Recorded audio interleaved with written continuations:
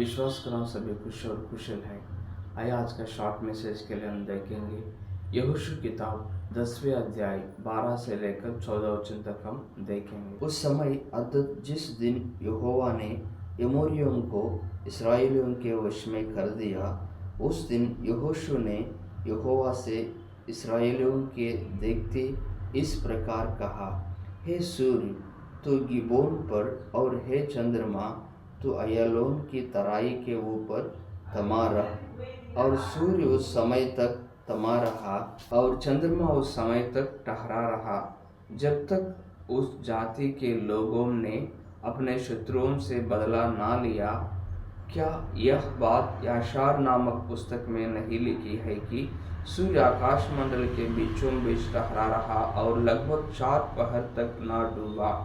ना तो उससे पहले कोई ऐसे दिन हुआ और ना उसके बाद जिसमें यहोवा ने किसी पुरुष की सुनी हो किसकी, क्योंकि यहोवा तो इस्राएल की ओर से लड़ता था।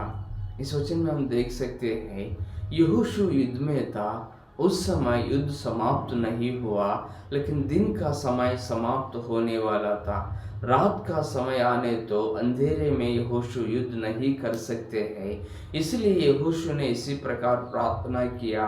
यहूदी लोगों का सामने, इस्राएल लोगों का सामने यहोशू ने इसी प्रकार प्रार्थना किया। सूर्य और चंद्रमा रोकने के लिए प्रभु से प्रार्थना किया। वचन में हम देख सकते हैं उस समय यहोशू का प्रार्थना सुन के परमेश्वर ने सूर्य और चंद्रमा को रोक दिया। एक दिन तक सूर्य और चंद्रमा नहीं चल पाया।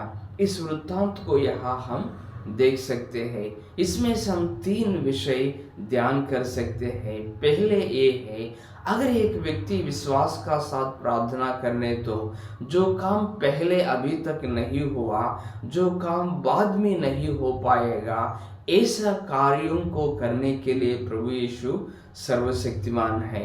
यहाँ यहोशू ने विश्वास का साथ प्रार्थना किया, इसलिए प्रभु यीशु ने सूर्य को और चंद्रमा को रोक दिया। जो काम उस समय तक पहले नहीं हुआ, उस समय के बाद से अभी तक भी नहीं हो पाया। इसीलिए हम भी विश्वास से प्रभु से हम प्रार्थना करने तो, प्रभु तरफ हम देख के दोहाई देने तो यीशु मसीह जरूर हमारा जीवन में आश्चर्य कार्य करने के लिए तैयार है। सुलेमान भी इसी प्रकार प्रार्थना किया ज्ञान के लिए। वचन में हम देख सकते हैं प्रभु यीशु ने सुलेमान को ज्ञान दे दिया। कैसे ज्ञान दिया? सुलेमान से पहले भी ऐसा ज्ञानी व्यक्ति नहीं है और सुलेमान का बाद भी ऐसा ज्ञानी व्यक्ति नहीं है। प्रभु यीशु ऐसा एक अलौकिक व्यक्ति का जैसा सुलेमान को बना दिया, कारण प्रभु यीशु पर विश्वास रख के प्रार्थना किया। इसी प्रकार हम भी प्रभु पर विश्वास रख के प्रार्थना करने तो प्रभु यीशु हमारे लिए अलौकिक कार्य करने के लिए तैयार है। इसके लिए हम विश्वास से प्रार्थना करना चाहे। दूसरा, यह हम देखने तो प्रभु यीशु से यहोशू विश्वास से प्रार्थना किया, इसलिए वहाँ जो कार्य हर दिन हो रहा है वो कार्यों में एक परिवर्तन आने के लिए प्रभु यीशु ने कार्य किया।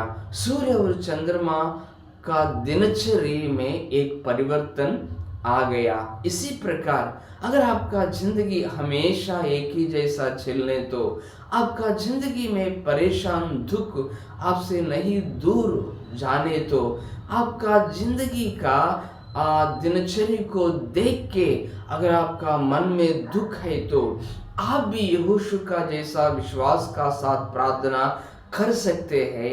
अगर आप ऐसा विश्वास का साथ प्रार्थना करने तो प्रभु यीशु जरूर आपका दिनचर्या में एक परिवर्तन आने के लिए कार्य कर सकते हैं। पवित्र बाइबल में एक व्यक्ति का बारे में हम देख सकते हैं। वो व्यक्ति अंधा व्यक्ति था, सड़क पर बैठ के लोगों से भीख मांगते था, लेकिन प्रभु यीशु का बारे में सुन लिया। उसी सड़क से प्रभु यीशु गुजर रहा है, उस विषय को मालूम पड़ने का बाद वो व्यक्ति प्रार्थना किया। प्रार्थना कर रहा है, बहुत गंभीर रूप से प्रार्थना किया। बहुत सारे लोग वो आदमी को प्रार्थना को रोकने के लिए कोशिश किया, लेकिन वो व्यक्ति प्रार्थना नहीं बंद किया, प्रार्थना करते रहा। तुरंत प्रभु यीशु ने वो व्यक्ति तरफ देख के वो व्यक्ति को चंगाई दिया।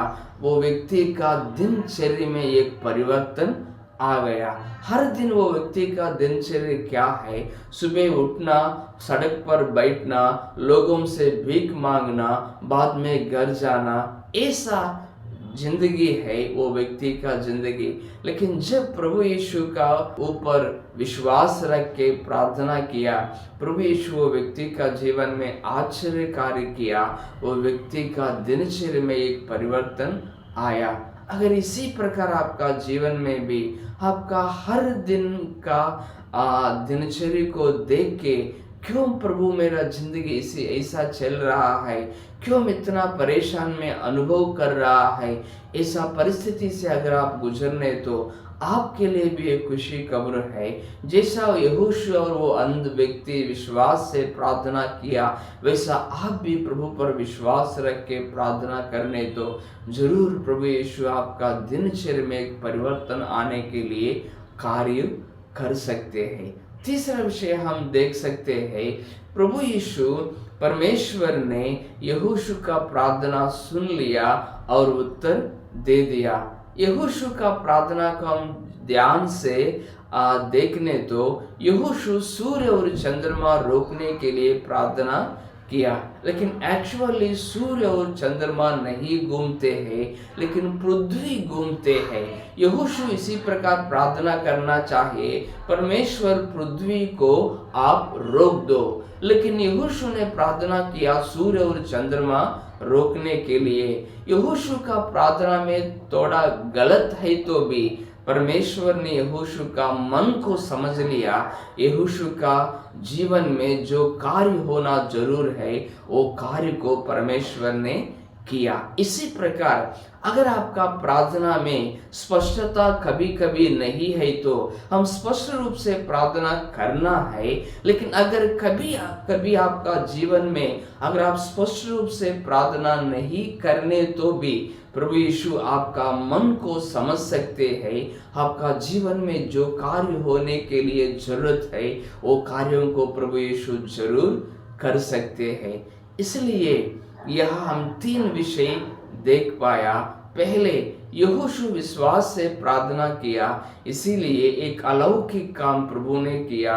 जो काम पहले नहीं हुआ और बाद में भी नहीं हुआ, ऐसा काम प्रभु यीशु ने किया। दूसरा, यहोशू विश्वास का साथ प्रार्थना किया, इसीलिए सृष्टि का दिनचर्या में भी एक परिवर्तन आने के लिए परमेश्वर ने कार्य किया। इसी प्रकार आप भी विश्वास का साथ प्रार्थना करने तो जो कार्य आपका जीवन में हमें रूटीन हो रहा है, दिनचर्या है, इसमें एक परिवर्तन आने के लिए प्रभु यीशु कार्य कर सकते हैं। तीसरा, यहोशू विश्वास का साथ प्रार्थना किया, इसीलिए परमेश्वर ने यहोशू का प्रार्थना में छोटी सी मिस्टेक है तो भी यहोशू प्रार्थना को सुन के परमेश्वर ने यहोशू का जीवन में आश्चर्य कार्य किया। आइए ऐसा हम भी विश्वास का साथ हम प्रार्थना करेंगे।